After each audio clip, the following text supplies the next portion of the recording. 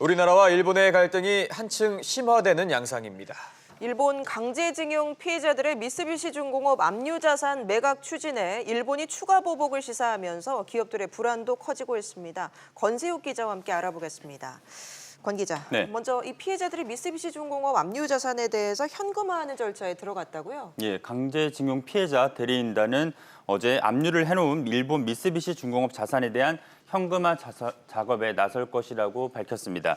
미쓰비시가 강제징용 피해자 배상 문제 해결을 위한 협상 시한인 지난 15일까지 아무런 조치를 취하지 않은 데 따른 것입니다. 우리 대법원은 지난해 11월 강제징용 피해자와 유족들에게 미쓰비시가 위자료를 지급을 하라고 선고를 했었는데요.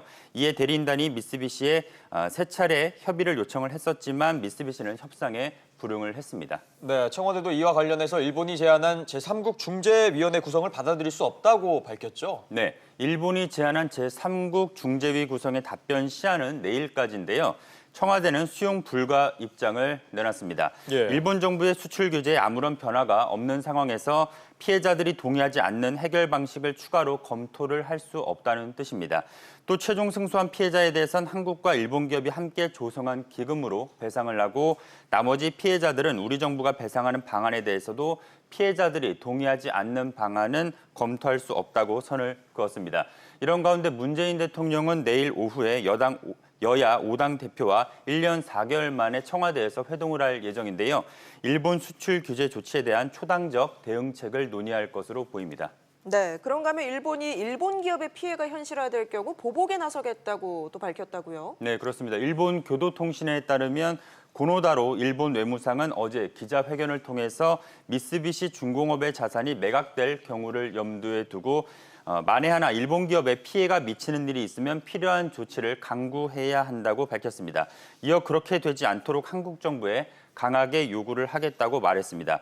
이에 따라 일본이 제안한 제3국 중재위 구성의 답변 시한인 내일이 중대 분수령이 될 것으로 보입니다. 이렇게 우리나라와 일본이 강대강 대치를 계속 이어가고 있는 가운데 그 사이에서 피해를 본 기업들의 이 불안감이 커질 수밖에 없겠군요. 네, 한일 두 나라가 이렇게 접점을 찾지 못하면서 일본 정부가 추가 보복 조치를 실시하면 이른바 무역 전쟁이 현실화될 것이라는 예상이 나옵니다. 이로 인해서 국내 반도체 디스플레이 기업들은 비상경영 체제에 들어갔습니다. 예. 일본의 3대 소재 수출 규제만으로도 공장 가동이 현재 어려운 상황인데요. 추가 규제가 어디까지 이뤄질지 이 경우 피해는 얼마나 될지 가늠하기가 어렵기 때문입니다. 네, 삼성전자는 대안 마련에 나섰다고 하는데 어떤 내용인가요? 예, 일본 니혼게이자이 신문에 따르면 삼성전자는 최근 일본산 이외에 고순도 불화수소에 대한 품질 성능 테스트에 나섰습니다. 반도체 생산 라인에 일본산이 아닌 불화수소를 투입을 했을 때 문제가 없는지 검증에 들어간 겁니다.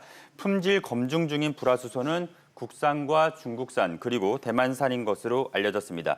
이들 제품으로 생산을 할 수 있을지 파악하는 데는 두세 달가량 소요가 되는 것으로 전해졌습니다.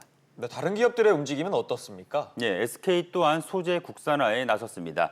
SK 하이닉스는 국내 불화수소 제조업체의 제품을 실제 공정에 적용할 수 있는지 시험 중인 것으로 알려졌습니다.